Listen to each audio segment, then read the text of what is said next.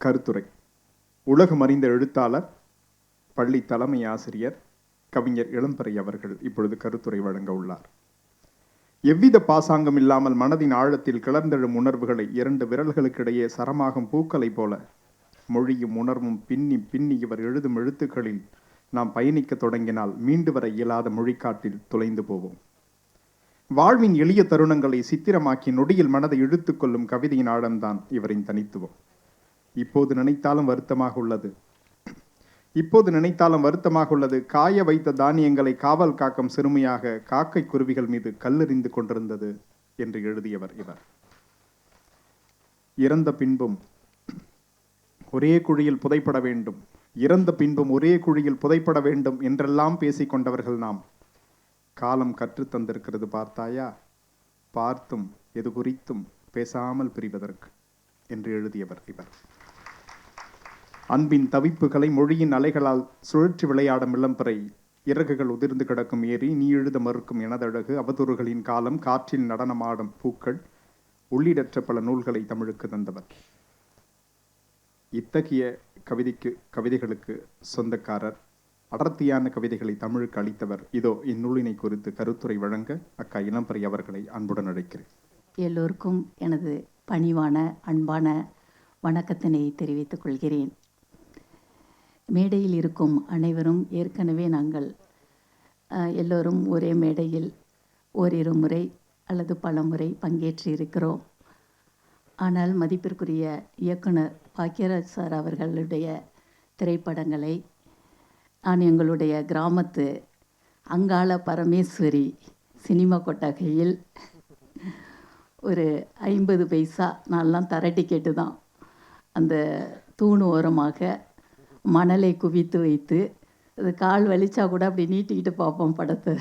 அவ்வளோ உற்சாகமாக அவர்களுடைய படத்தை, காட்சிகளை, பாடல்களை பார்த்திருக்கிறோம், மனனம் செய்திருக்கிறோம். இப்போது அவர்களை நேரிலும் பார்க்கின்ற வாய்ப்பு கிடைத்திருக்கிறது. மகிழ்ச்சியாக இருக்கிறது. இந்த அரங்கில் நான் பார்க்கிறேன் நிறைய தோழியர்கள் இருக்கிறார்கள். மதிப்பிற்குரிய கவிஞர் ஜெயபாஸ்கரன் அவர்கள் அத்தனை பேருடைய சார்பாகத்தான் என்னை பேச அழைத்திருக்கிறார்கள். ஏனென்றால் எனக்கு தெரியும் அவர்களுடைய நட்பு உலகம் எப்படிப்பட்டது. மனதார பழகக்கூடிய ஒரு கவிஞர். அற்ற குலத்து அருநீர் பறவை போல் அல்ல அவர்களுடைய நட்பு. அந்த கொட்டியும் ஆம்பலும் போல கூடவே இருக்கின்ற, நெய்தலும் போல கூடவே இருக்கின்ற நண்பர்கள் தான் அவருடைய நண்பர்கள், தோழிகள் எல்லாருமே. நான் இதை ஒரு 20 ஆண்டுகளாக பார்த்து வருகிறேன். 20 ஆண்டுகளாக நானும் அவர்களுக்கு நட்பாக இருந்து வருகிறேன் என்பது எனக்கு ஒரு பெருமையான விஷயம். இந்த நூல் வெளியீட்டு விழாக்களை நான் எப்படி பார்க்கிறேன் என்றால், நான் சிறுமியாக இருந்தபோது எங்களுடைய விவசாய குடும்பங்களில் வயல்களில் விதை நெல்லை தூவுவதற்கு முன்பாக, விதைப்பதற்கு முன்பாக விதை முகூர்த்தம் என்று ஒன்று நடத்துவார்கள். அமுதாலாம் இருக்காங்க, கவிஞர் ஆரூர் அமுதாலாம் இருக்காங்க, அவங்களுக்கெல்லாம் தெரியும். அது வயலில் கொண்டு கோட்டையில் இருக்கிற நெல்லை நேரடியாக எடுத்த உடனே விதைத்து விட மாட்டார்கள். ஒரு களத்தில் ஒரு சின்ன பாத்தி கட்டி அதை சேரும் சகதியுமாக்கி அந்த கோட்டை நெல்லிலிருந்து கொஞ்சம் எடுத்து அந்த பாத்தியில் தூவுவார்கள். அதற்கு முன்பு ஒரு பூஜை நடக்கும். அந்த பூஜையில் சர்க்கரை பொங்கல், சுண்டல், வாழைப்பழம் எல்லாம் தருவார்கள். நானெல்லாம் அதற்காகத்தான் அங்கே ஓடி போய் நிற்பேன். ஏனென்றால் ஒரு வாழைப்பழத்தை முழுதாக சாப்பிடுகின்ற குடும்பங்கள் கிராமங்களில் இல்லை. எங்கள் அம்மாலாம் ஒரு வாழைப்பழத்தை அப்படி உரித்து அப்படியே 6 மக்களுக்கும் அப்படி எடுத்து கொடுப்பாங்க. பொங்கல் எப்போ வரும், வாழைப்பழத்தை முழுசாக சாப்பிட்லாம் அப்படின்னு நாங்கள்லாம் காத்துட்ருப்போம். அதனால் அந்த விதை முகூர்த்தம், அது ஏன் செய்கிறார்கள் அந்த விதை முகூர்த்தம் என்றால், இந்த கோட்டை கட்டி வைத்திருக்கிற நெல் சரியாக விளையுமா வயலில் தூணால், அல்லது உழைப்பு வீணாகி விடுமா, ஏதாவது அந்து பூச்சி அந்த கோட்டைக்குள் போய் அந்த நெல்லை பாழடித்திருந்தால் அந்த மறுபடியும் விளைச்சலை வீணாக்கி விடும். ஒரு ட்ரையல் பார்க்கறது, ஒரு வெள்ளோட்டம் மாதிரி. நம்முடைய விவசாயிகள் அவ்வளவு புத்திசாலிகளாகவும் இயற்கை சார்ந்தும் இருந்தார்கள். இப்போ காலப்போக்கில் அதெல்லாம் இல்லாமல் போய்விட்டதை ஊருக்கு போகும்போது பார்க்கிறேன். ஒரே அடியாக டிராக்டரை வச்சு எல்லாத்தையும் அடிச்சுட்டு அப்படியே அள்ளி தூவிடுறாங்க. விளைஞ்சா விளையுது, விளையாட்டி போகுதுன்னு. இந்த விதைப்பதற்கு முன் இந்த விதை முகூர்த்தம் எப்படி செய்கிறார்களோ அப்படித்தான் ஒவ்வொரு நூலுக்கும் ஒரு வெளியீட்டு விழா என்பது மிகவும் முக்கியமாகிறது, அவசியமாகிறது. அதனை தொடர்ந்து கவிஞர் ஜெயபாஸ்கரன் அவர்கள் செய்து வருகிறார்கள் என்பதை நான் பார்க்கிறேன். இந்த மகளிர் இந்த வீட்டிற்கு 2 அணிந்துரைகள் இருக்கின்றன. நீங்கள் அந்த புத்தகத்தை வாங்கி படிக்கும்போது தெரியும். அதில் தந்தை கூற்று என்னும் புதிய குரல் என்று ஒரு ஆய்வு போல் அறுதியிட்டு நிறைய விஷயங்களை ரொம்ப ஆழ்ந்து நம்முடைய கவிஞர் பச்சையப்பன் அவர்கள் ஒரு அணிந்துரை எழுதியிருக்கிறார்கள். அந்த அணிந்துரையே இந்த நூலினுடைய அந்த ஆழத்தை சொல்கிறது நமக்கு. 2வது அணிந்துரை கவிஞர் மருதையாழினி, பிரதீபா பிரேம் அப்படிங்கிறவங்க. அவங்க ஒரு பெண்ணிய நோக்கோடு இந்த கவிஞருடைய கவிதைகளை பார்த்திருக்கிறார்கள். ஏனென்றால் இவர் பெண்களை ஒரு தந்தையாக பாவித்து அவங்களுடைய மகள் இருந்த வீட்டை எழுதியிருக்கிறார்கள். அவர்கள் ஒரு மகளாக இருந்து பெண்ணிய நோக்கோடு அந்த கவிதைகளை அணுகியிருக்கிறார். அவர் தன்னுடைய அந்த அணிந்துரைக்கு கால கண்ணாடியாக விளங்கும் கவிதைகள் என தலைப்பிட்டு எழுதியிருக்கிறார். அவர் எழுதியுள்ள அந்த தலைப்பு அந்த கவிதைகளுக்கு அப்படியே பொருந்தி போகின்றன. குறிப்பாக ஒரு புத்தகத்தை எடுத்து ஆண்கள் படிக்கின்ற பார்வைக்கும் ஒரு அறிவு சார்ந்த துறையில் இருக்கின்ற பெண்கள் படிக்கின்ற ஒரு பார்வைக்கும் ஒரு வேறுபாடு இருக்கிறது. ஒரு பொத்தாம் பொதுவான வாசிப்பாக அது இருக்காது. எல்லோரை போலவும் ஒரு படைப்பாளி அப்படி படித்துவிட்டு மகிழ்ந்து சென்றுவிட மாட்டார்கள். ஏதாவது ஒரு நுட்பமான விஷயத்தை அவர்கள் எடுத்துக்கொள்வார்கள். அவர்கள் மனதில் அது தாக்கத்தை ஏற்படுத்தும். அப்படித்தான் அவர் கவனித்து நிறைய விஷயங்களை எழுதியிருக்கிறார் மருதையாழினி. அதில் இவர் கவிஞர் எழுதியிருப்பார், காராபூந்தி குவியலா பெண்கள் எல்லாம், பலசரக்கு கடைகளின் பட்டாணியா பச்சரிசியா கட்டி கட்டி கொடுப்பதற்கு. ஒரு சொல்லாடல், பெண்களை கட்டி கொடுக்கிறோம் என்று. இப்போதும் நீங்கள் பார்க்கலாம், பொண்ணை கொடுத்து பொண்ணை எடுத்துருக்குறோம் அப்படின்லாம் சொல்லுவாங்க. பெண்ணை எப்படி கொடுக்க முடியும், பெண்ணை எப்படி எடுக்க முடியும்? பெண் என்ன பொருளா கொடுப்பதற்கும் எடுப்பதற்கும்? அவள் ஒரு உயிர் அல்லவா? இதை திருமண உறவு வைத்திருந்திருக்கிறோம் என்று மாற்றியாவது சொல்லலாம். இந்த கற்பழிப்பு என்று இந்த பத்திரிகைகள் ஊடகங்கள் எல்லாம் எழுதுவதிலிருந்து இப்போதுதான் மாறி வந்திருக்கிறது. பாலியல் சீண்டல், பாலியல் வன்முறை, பாலியல் தொல்லை என்று எவ்வளவு போராட்டங்கள், இதற்கு எவ்வளவு காலமானது. இதுபோல் இந்த வார்த்தைகளில் ரொம்ப கவனமாக இருக்கணும் அப்படிங்கிறத கவிஞருடைய அந்த கவிதை நமக்கு சொல்கிறது. ஒரு சொல் தானே அப்படின்னு நம்ம எதையுமே ஈஸியாக விட்டுற முடியாது. இந்த ஒரு சொல்லில் பெரிய அரசியல் இருக்கிறது. அந்த ஒரு சொல்லில் தான் பெரிய அடிமைத்தனம் இருக்கிறது. அந்த சொல்லில் ஒரு இழிவு செய்தல் இருக்கிறது. என்னதான் படித்தாலும், என்னதான் வேலைக்கு போனாலும், என்னதான் பேசினாலும் நீங்கள்லாம் ஒரு பொருள் மாதிரி தானே. அதனால தான் நாங்கள் அந்த சொல்லை அப்படி காலங்காலமாக பயன்படுத்தி வருகிறோம் அப்படிங்கிறது. அது அறியாமையாக கூட இருக்கலாம் சில சமயம். அப்படி வேண்டுமென்றே செய்யாமல் அறியாமையாக செய்பவர்களுக்கு கூட அதிலிருந்து அவர்கள் மாற்றம் காண வேண்டும், அந்த மனது மாற வேண்டும் என்பதற்காக அவர்கள் ரொம்ப எளிமையான வார்த்தைகளில் ரொம்ப பெரிய கருத்துக்களை ரொம்ப அற்புதமாக எழுதியிருக்கிறார். இந்த சொற்களை பற்றி பாப்லோ நேருதா சொல்லுவார். என்ன சொல்வார் என்றால், சொற்கள் தானே என்று நாம் அலட்சியமாக இருந்துவிடக்கூடாது என்பதற்காக சொல்கிறேன். அவர் சொல்கிறார், எனக்கு சொற்களை மிகவும் பிடிக்கும். அறியப்படாத ஏதோ ஒரு உலகிலிருந்து அவை தோன்றுகின்றன. வெள்ளி மீன்களைப் போல் துள்ளி கொண்டிருக்கக்கூடியதும் கூழாங்கற்களைப் போல் வடிவேறியதுமான சொற்களை தேடி ஓடுகிறேன்.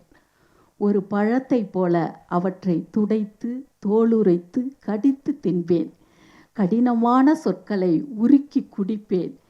பேராசையுடன் சொற்களை பிடித்து என் கவிதையில் சேகரிப்பேன்.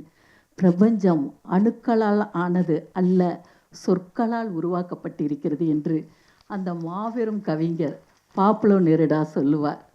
எனவே அப்புறம் இன்னொரு கவிதை எனக்கு ரொம்ப, அந்த வாழ்வியல் கவிதை. இந்த தொடர்புகளில் தூர் எடுப்பது, தூர் எடுத்த பிறகு அப்படின்னு நாமெல்லாம் பார்ப்போம். கிணற்றில் தான் இது முத்துக்குமார் கவிதையெல்லாம் ஒன்று இருக்கிறது. அந்த பாதாள கரண்டியை போட்டு அள்ளும்போது அதில் என்னென்னவோ வரும், கொத்து கொத்தாக வரும். செழியன் என்ற கேமராமேன் அவர் கவிதை கூட எழுதுவார். அவர் சொல்லுவார், ஒரு கிணற்றிலிருந்து கண்டெடுத்த ஒரு துருபிடித்த சாவி திறக்க எத்தனையோ கதைகளை திறந்து கொண்டிருக்கிறது என்று எழுதுவார். அப்படி அந்த அந்த கிணற்றிலிருந்து வரும் ஒவ்வொரு பொருளுக்குமே ஒரு கதை இருக்கும். ஆனால் இந்த அலைபேசியில் தூர எடுப்பது, கைபேசியில் இருந்து தூர எடுப்பது என்பது மிகவும் நுட்பமான, நாம் எல்லாருமே செஞ்சிட்டு தான் இருக்கிறோம். அப்பப்போ நம்முடைய தொலைபேசியை வீட்டை பெருக்குவதைப் போல அதில் இருக்கும் குப்பைகளை, அதில் இருக்கும் கழிவுகளை அப்புறப்படுத்துவது. ஆனால் இது யாருக்காவது ஒருவருக்கு தான் எல்லாருடைய பிரச்சனைகளையும் உணர்ந்து எழுத வேண்டும் என்று தோன்றுகிறது. அப்படி எழுதியிருக்கிறார். அந்த கவிதை ரொம்ப ஒரு வாழ்வியல் கவிதை. இந்த அனுபவம் கைபேசி வைத்திருக்கிற எல்லாருக்குமே இருக்கும். அதனால்தான் கவிஞர் ஜெயபாஸ்கரன் அவர்கள் அவர்களுடைய முன்னுரையில் சொல்கிறார்கள், எண்ணியவர்கள் நீங்கள், எழுதியது நான். எல்லோரும் எண்ணிக்கொண்டிருக்கிறோம், யாரோ ஒருத்தர் தான் அதை செய்கிறோம் என்று. அப்படி நீங்கள் இந்த தொலைபேசியில் தூர எடுக்கலாம் என்று நானெல்லாம் ஒரு முறை அதில் இருக்கின்ற தேவையற்றதுகளை அகற்ற போய், நீங்கள் ஒரு தூண்டில் போடும் அனுபவம் இருந்தவர்களாக இருந்தால் உங்களுக்கு தெரிந்திருக்கும். பெரிய என்னமோ திமிங்கலம் மாட்டியது மாதிரி முதல்ல அந்த இரையை கவ்வி, அப்புறம் அந்த தூண்டிலையும் இழுத்து, அப்புறம் தூண்டில் போடுவரனையும் உள்ளேயே இழுத்து கொண்டு செல்வது போல் சில சமயம் சென்று விடுவதுண்டு. அவ்வளவு பெரிய அதாள பாதாளமாக அந்த தொலைபேசி கழிவுகள் அதில் இருக்கின்றத, அந்த புலனத்தில் இருக்கின்றதெல்லாம் சேர்ந்து கொண்டே இருக்கின்றன.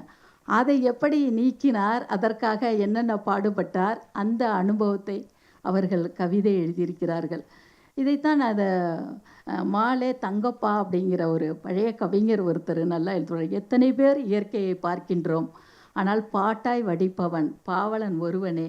எத்தனையோ பேர் கற்களை பார்க்கின்றோம், ஆனால் கலை உருவு காண்பவன் கல் தச்சன் மட்டுமே என்பார். அது எவ்வளோ பேர் எத்தனையை பார்த்தாலும் அதிலிருந்து ஒரு விஷயத்தை தேர்ந்தெடுத்து சொல்பவர்கள். நமக்கு இதெல்லாம் இப்போ ரொம்ப தேவையா, அவசியமாக இருக்குது. இந்த கூரை வீடு போடும்போது, வீடு கட்டும்போது நீங்கள் பார்த்திருக்கலாம், ஒருவர் மேலே உட்கார்ந்திருப்பார், ஒருவர் அழகாக ஒவ்வொரு முடைந்த கீற்றாக கீழ் இருந்து எடுத்து எடுத்து கொடுப்பார். அப்படி எடுத்து கொடுப்பதற்கு, சொல்வதற்கு நமக்கு ஒரு ஆள் தேவையாக இருக்கிறது.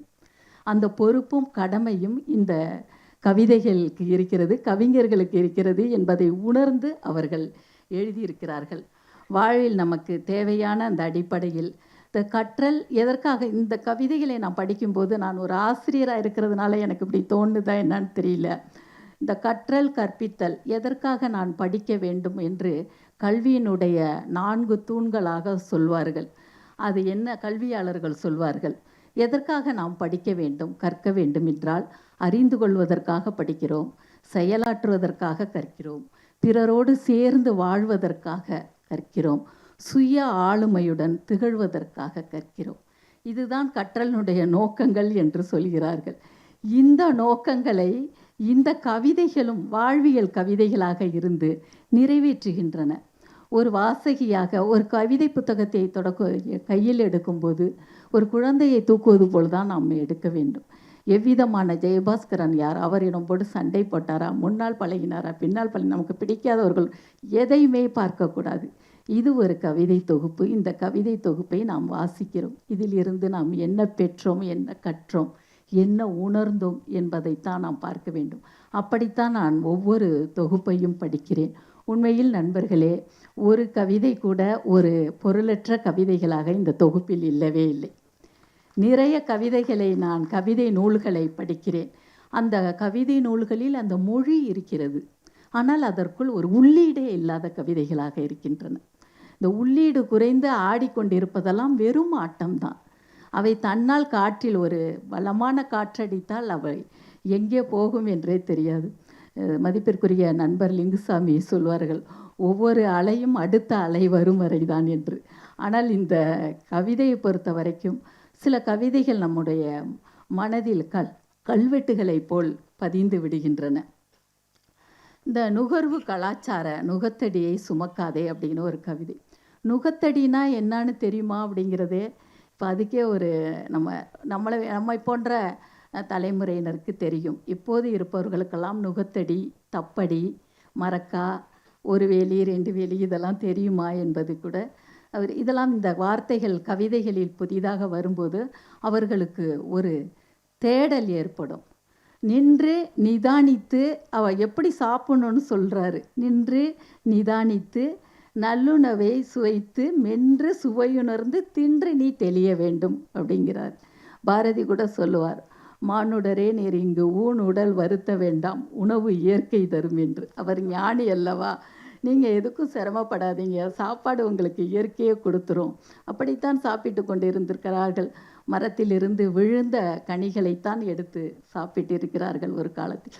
அதாவது அந்த மரத்தில் இருக்கும் ஒரு கனியை பறிப்பது கூட ஒரு பாவம் என்று கருதியிருப்பார்கள் போலும். அதனால்தான் விழுந்த கனியை எடுத்து சாப்பிட்டவர்கள்.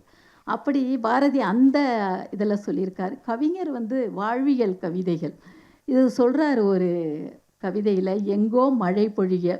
அதாவது வாசனை, எந்த மாதிரியான வாசனையை நாம் உணர வேண்டும், எப்படி வாழ வேண்டும் என்பதற்கு எங்கோ மழை பொழிய எழுந்து வரும் மண்மணத்தை, கோடையில் வற்றுகின்ற கண்மாயின் நறுமணத்தை. நீங்கள் இது மார்கழி மாதம் அந்த கார்த்திகை மார்கழியில் குளக்கரையில் போய் நின்று பாருங்களேன், தண்ணிக்கு பக்கத்தில் தண்ணிக்குன்னு ஒரு வாசம் இருக்கும். அதை தான் சொல்கிறாரு. கோடையில் வற்றுகின்ற கண்மாயின் நறுமணத்தை, பச்சை வயல்வெளியில் புரண்டு வரும் வாசத்தை, பெருவனத்தின் மரங்களிலே பொங்கி வரும் மலர் மணத்தை, இலுப்பை மரத்தோப்பின் இனிக்கின்ற தேன் காற்றை, யாரோ சமைக்கையிலே எகிரி வரும் மீன் மணத்தை, நின்று மூச்சிழுத்து நிதானமாய் சுவாசித்து நறுமண கூறுகளால் நுரையீரல் நிரம்ப வைத்து, வாழ்க காற்றே என்று வானுக்கு கையசைத்து பேரின்பம் அடைகின்ற பெருந்தாய்மை உனக்கு வேண்டுங்கிறார். ஒரு ஆசானை போல் நமக்கு அவ்வளவு அழகாக அந்த கவிதையில் சொல்லி தருகிறார். அடுத்து அவருக்கு பிடித்த ஒலிகளை எல்லாம் பட்டியலிடுகிறார். என்னென்ன இசை, இப்போ ஒரே இறைச்சல் எங்கே போனாலும், அதுவும் நாங்கள்லாம் ஆசிரியர்களாக இருக்கிறோமா, அப்படியே எப்போ தேன் கூட்டை கலைச்சி விட்ட மாதிரி ஒரு சத்தம் இருக்கும் பள்ளியெல்லாம்.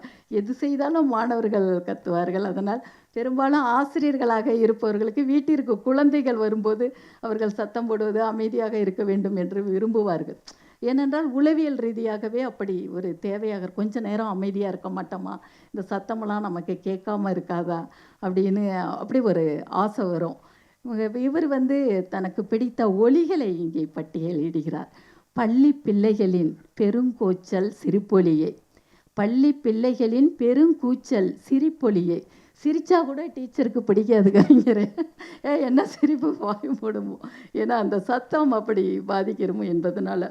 பல செய்தி சொல்லுகின்ற பறவைகளின் குரல் ஒலியை, மூங்கில்கள் இழைவதாலே மெல்ல எழும் இன்னிசையை, வான்மழை திருவிழாவின் வசீகர இடியொலியை, இசைக்கருவியெல்லாம் இணைந்தொலிக்கும் பண் இசையை, இசைவாணர் குரல் வழங்கும் இனிக்கின்ற ராகங்களை, ஆறுகள் திரண்டு தகராறு செய்வது போல் மண்ணிலே விழுகின்ற மலை அருவி கூச்சல்களை, அடக்கப்படுவோரின் அவல குரல் வலியை, அறச்சீற்றம் கொண்டு எழும் ஆதரவு பேரொலியை உன்னிப்பாக என்றேனும் உற்று கேட்டோமானாம் என்று கேட்கிறார் நம்மளை.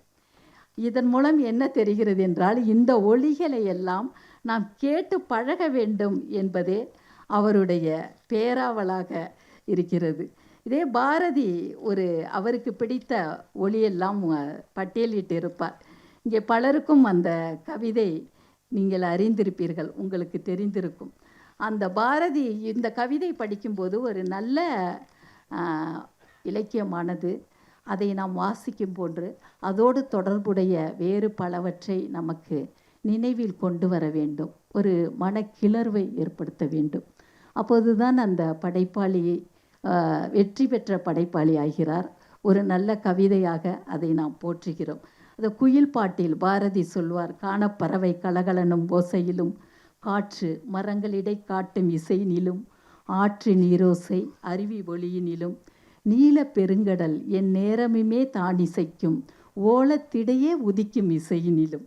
எப்படி சொல்ற, மானுட பெண்கள் வளரும் ஒரு காதலினால் ஊனுருக பாடுவதில் ஊறிடும் தேன் வாரியிலும் ஏற்ற நீர்ப்பாட்டின் இசையினிலும் நெல்லிடிக்கும் பெண்பர் குக்கூ என கூடும் குயில் பாட்டின் ஒளியினிலும் சுண்ணமிடிப்பார்தன் சுவை மிகுந்த பண்களிலும் பண்ணை மடவார்கள் பாடும் பாட்டினிலும் வட்டமிட்டு பெண்கள் வளைக்கரங்கள் தாமொழிக்க கொட்டி இசைத்திடும் ஓர் கூட்டமுத பாட்டினிலும் வேயின் குழலோடு வீணை முதலா மனிதர் வாயினிலும் கையாலும் வாசிக்கும் பல்கருவி நாட்டினிலும் காட்டினிலும் நாளெல்லாம் நன்றொலிக்கும் பாட்டினிலும் நெஞ்சை பறிகொடுத்தேன் பாவியேன் அப்படின்பார் பாரதி அந்த குயில் பாட்டில்.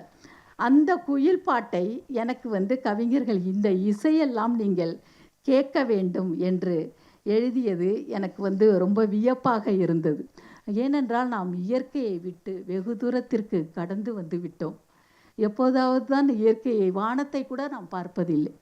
எத்தனை பேர் தினமும் வானம் பார்க்கிறோம், நிலவு பார்க்கிறோம். நின்று நறுக்கி எறிந்த நகத்தை போல இருக்கும் நிலாவே, நீ நகர்ந்து நகர்ந்து செல்வதெங்கே சொல்லு நிலாவேம்பார் சுரதா. அது எப்படி பார்த்துருக்க, நறுக்கி எறிந்த நகத்தை போல இருக்கும் நிலாவேம்பார்.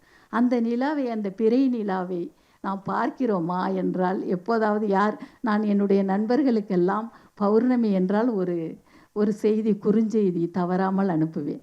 நிலா பாருங்கள் வானில், நிலா பாருங்கள் வானில் என்று. ஒரு நாள் முகநூலில் கூட அதை நான் போட்டிருந்தேன்.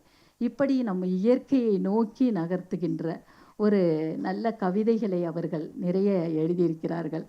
அவர்களை பற்றி நான் 20 ஆண்டு காலமாக எனக்கு நட்பு. இதுவரை ஒரு ஆண் நண்பர்கள், ஆண் பெண் நட்பில் ஒரு உதாரணமாக சொல்ல வேண்டும் என்றால் என்னுடைய நண்பர்களை நான் சொல்லுவேன். ஒரு சொல் கடினமான சொல் சொன்னதில்லை எங்களை. ஒரு முறை கூட மனம் கோணும்படி, அதாவது பெண்கள் பழகுகிறார்கள், எழுதுகிறார்கள், பேசுகிறார்கள் என்றால் எப்போது பார்த்தாலும் கவிஞர் அவர்கள் சமூகம் சார்ந்த பேச்சை தான் பேசுவார்கள். ஒரு பெண்ணிடம் பேசுகிறோமே என்றெல்லாம் நம்ம இப்போ சொல்லலை, நான் இப்போ எல்லாருக்கும் வயசாகிடுச்சு, 20 ஆண்டுகளுக்கு முன்பில் இருந்தே. அப்படி ஒரு நெறியாளர், எவ்வளவு தூரமானாலும் அவரை நம்பி பயணிக்கலாம். நான் எந்த ஊருக்கும் போனதே இல்லை. ஏனென்றால் எனக்கு தனியாக போக பயம், யாருடனும் போகவும் பயம். அதனால் நான் போனதே இல்லை.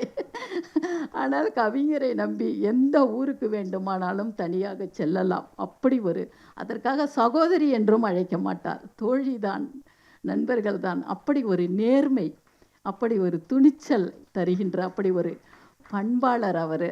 அவருடைய வீட்டிற்கு நான் அடிக்கடி செல்வேன். மேரி அவர்கள் அவ்வளவு அற்புதமாக தேநீர் தயாரித்து தருவார்கள். ஒரு நல்ல குடும்பத்திலிருந்து ரொம்ப அற்புதமாக எழுதி கொண்டிருக்கிறார். அது மட்டுமல்ல, எல்லாரையும் ஆற்றுப்படுத்துவார். நான் இதில் கூட கேட்டேன், அவர் முகநூலில் எழுதியிருந்தார், கவிஞரே நான் என்ன பேச வேண்டும் என்று. நீங்கள் உங்கள் தந்தையை பற்றியும் அவர் பற்றிய ஒரு கவிதையும் வாசித்தாலே எனக்கு போதும் என்று தான் சொன்னார்கள். இந்த மனசு எத்தனை பேருக்கு வரும்? உண்மையில் நான் கேட்கிறேன். எவ்வளவோ நாம் வெளியீட்டு விழாக்களுக்கெல்லாம் போகிறோம். அதன் பிறகு கூட எனக்கு தொலைபேசி செய்திருக்கிறார்கள், என்ன கவிஞரே நீங்கள் இந்த கவிதையை சொல்லுவீங்கன்னு நினச்சேன், இதெல்லாம் விட்டுட்டீங்க அப்படின்லாம் கேட்டிருக்கிறாங்க. நமக்கு ஏதோ நம்ம மனசுக்கு பட்டது தான் நம்ம சொல்கிறோம். ஒரு ரசிகராக இருந்து தான் நம்ம சொல்கிறோம். ஒரு ரசிகராக இருப்பவர்களால் விமர்சனம் செய்ய முடியாது, விமர்சகர்களால் ரசிகர்களாக இருக்க முடியாது. நான் ஒரு கவிதைகளின் ரசிகராகவும் அவ்வப்போது கவிதை எழுதுபவராகவும் இருந்து கவிஞர் அவர்களுக்கு அவருடைய கவிதைகள் பற்றிய என்னுடைய அபிப்பிராயங்களை பகிர்ந்திருக்கிறேன். எல்லோருமே அருமையாக பேசினார்கள். ஒவ்வொருவர் பற்றியும் நான் பேச விரும்பினேன், ஆனால் நேரமில்லை. 7:51 காட்டுகிறது கடிகாரம். எல்லோருக்கும் என்னுடைய அன்பும் நன்றியும்.